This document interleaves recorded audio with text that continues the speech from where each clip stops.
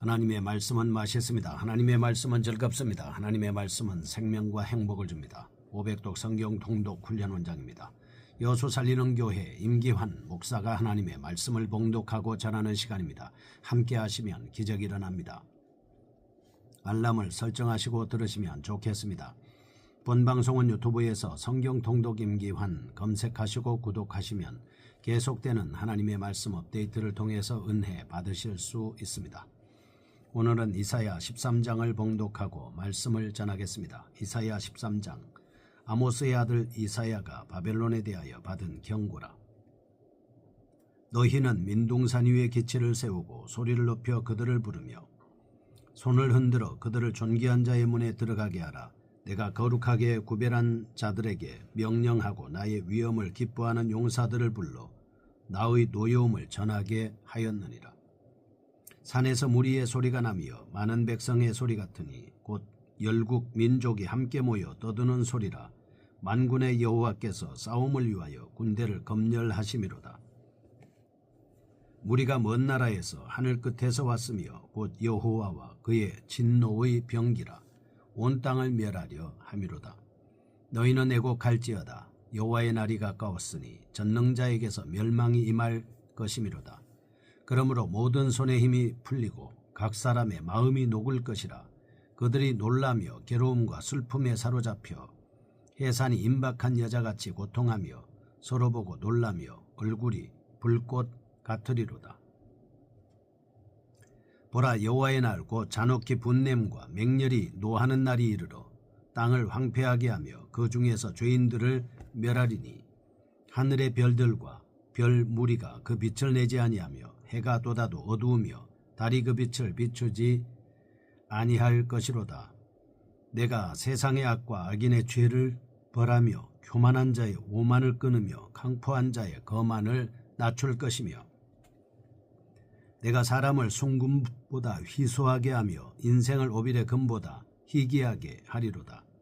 그러므로 나 만군의 여호와가 분하여 맹렬히 노하는 날에 하늘을 진동시키며 땅을 흔들어 그 자리에서 떠나게 하리니 그들이 쫓긴 노루나 모으는 자 없는 양같이 각기 자기 동족에게로 돌아가며 각기 본향으로 도망할 것이나 만나는 자마다 창에 찔리겠고 잡히는 자마다 칼에 엎드러지겠고 그들의 어린아이들은 그들의 목전에서 메어침을 당하겠고 그들의 집은 노략을 당하겠고 그들의 아내는 욕을 당하리라.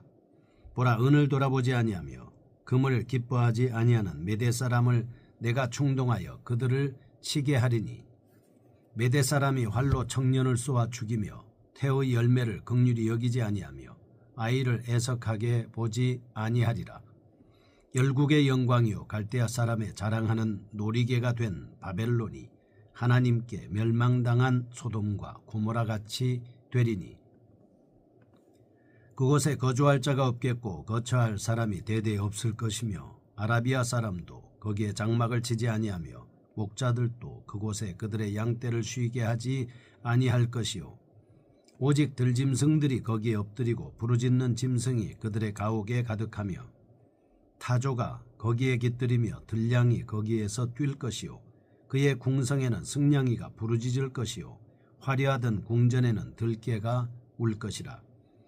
그의 때가 가까우며 그의 날이 오래지 아니하리라. 아멘.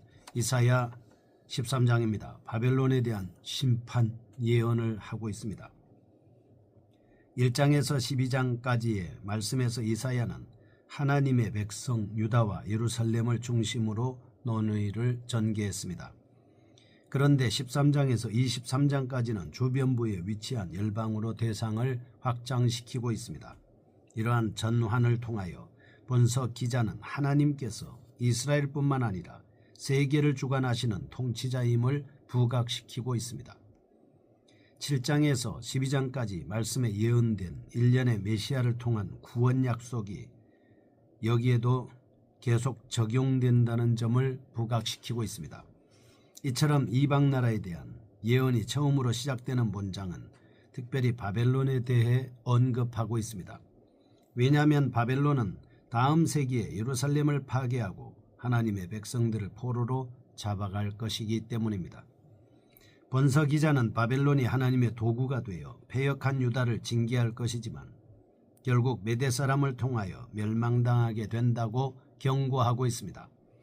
1절에서 5절 심판을 위해 용사를 모집하시는 하나님이십니다.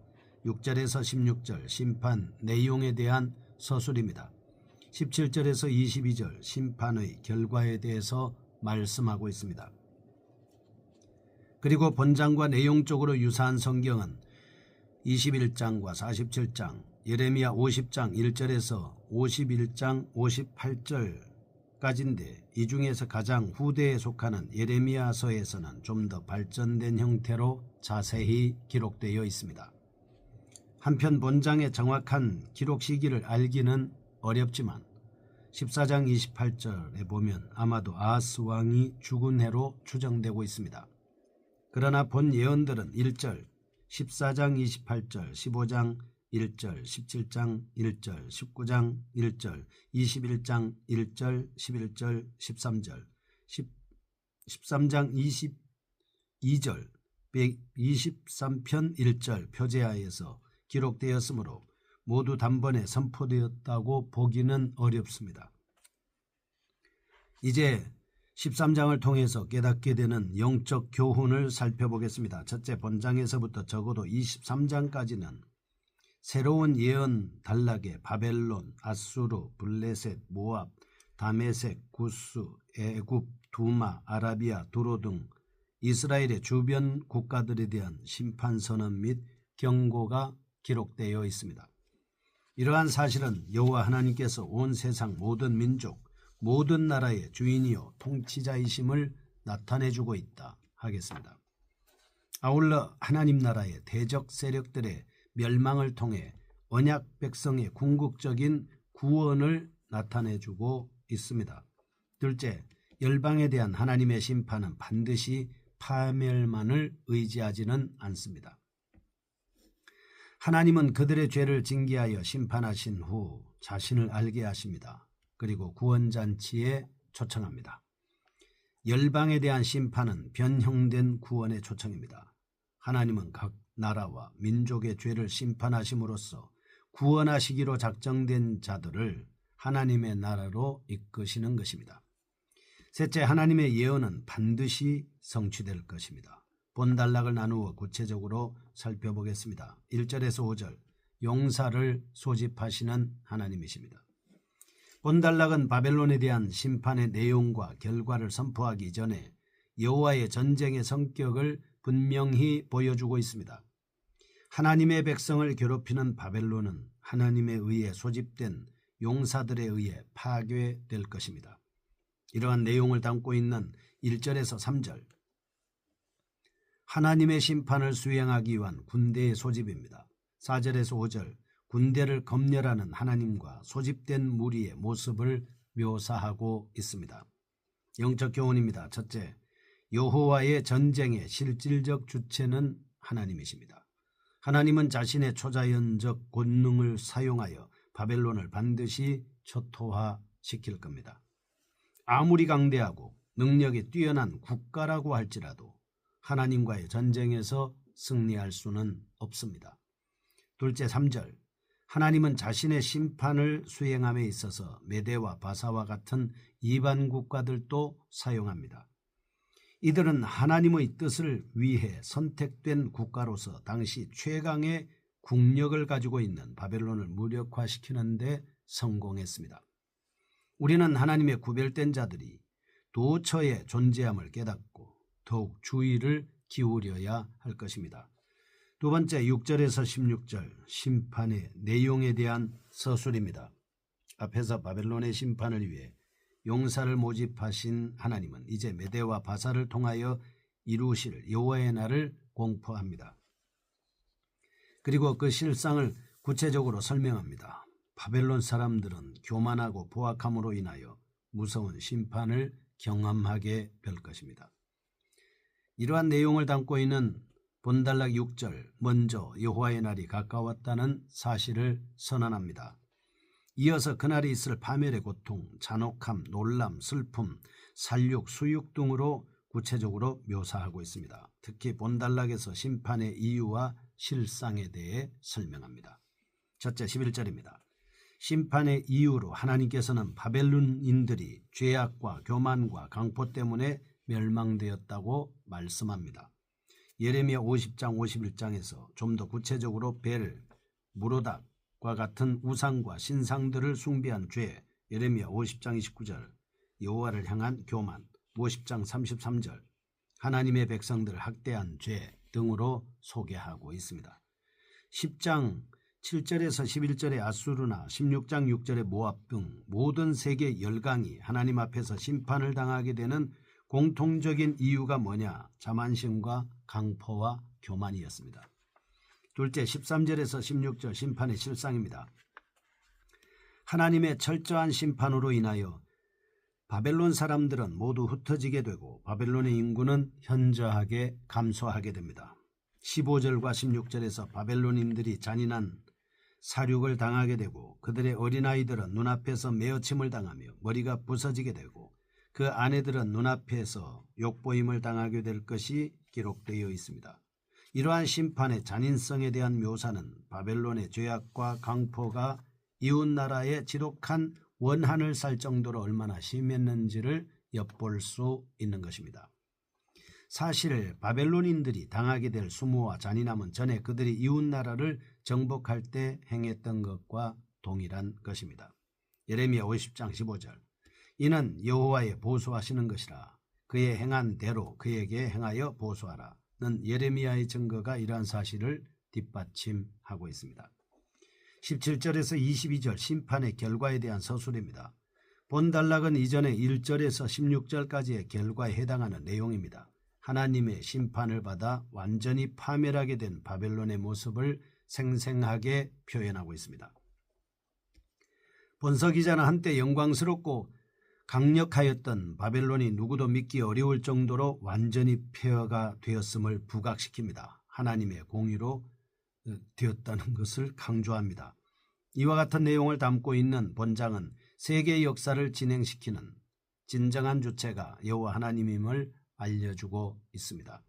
유다의 심판을 위해 바벨론을 사용하신 하나님은 이제 본장 17절에서는 바벨론의 심판을 위해 메대를 사용하시는 것입니다. 사실 당시 메대의 역사적 상황은 히스기야 왕 말년까지 여러 지방에 부락단위로 흩어져 살다가 아수르로부터 도망한 뒤 데이오세스 왕의 통치하에 민족 통일과 국가 독립을 이루는 입장이었습니다. 그러므로 이 나라의 바벨론 침략 원정의 목적, 아수르의 후계자인 바벨론에 대한 복수심이 있었기 때문에 그러므로 이에 약탈보다는 바벨론인들에 대한 사륙에 더욱 관심을 기울였습니다. 하나님은 이러한 국가적 관계를 적절하게 활용하여 바벨론에 대해 철저한 심판을 수행한 것입니다. 결국 전쟁 시에 활을 많이 사용하는 메대인들은 19절 잔인한 방법으로 바벨론을 소돔과 고모라 같이 멸망시킬 겁니다. 그 결과 바벨론 땅은 더 이상 상주하는 거민이 없게 됩니다. 아라비아에 여행하는 대상들이나 양을 치며 유랑하는 목자들조차도 저주받은 것으로 여겨 잠시도 머무르지 않게 되는 것입니다. 사랑, 들깨, 타조, 부엉이, 까마귀 등과 같이 사람이 살지 않는 곳에 서식하는 어둠의 동물들로 가족하게 되고 황무지로 변하게 될 것입니다. 예레미야 50장 13절 거민이 없는 온전한 황무지가 될 것이라고 묘사했습니다. BC 530년경에 바벨론을 멸망시킨 고레스 왕은 바벨론의 도성과 성벽을 남겨두었으나 BC 518년경에 두 번째로 바벨론을 정복했던 다리우스 히스타스페스라는 30야드 높이의 성벽만을 남겨두고 모두 파괴시켰습니다. 이상과 같은 교훈. 첫째, 여호와 하나님은 세계 역사의 주인이시다. 둘째, 하나님의 나라를 대적하는 세력은 반드시 심판받는다. 셋째, 교만한 자에게는 반드시 하나님의 심판이 있기 때문에 형통할수록 더욱 겸손한 자세를 가져야 한다. 거룩하신 아버지, 겸손으로 종기의 길잡이가 되게 하여 주옵소서. 예수님의 이름으로 기도합니다. 아멘. 여수 살리는 교회 임기환 목사였습니다. 지금 극동방송을 듣게 하세요. 기적이 일어납니다. 우리는 지금 생명을 전하고 있습니다.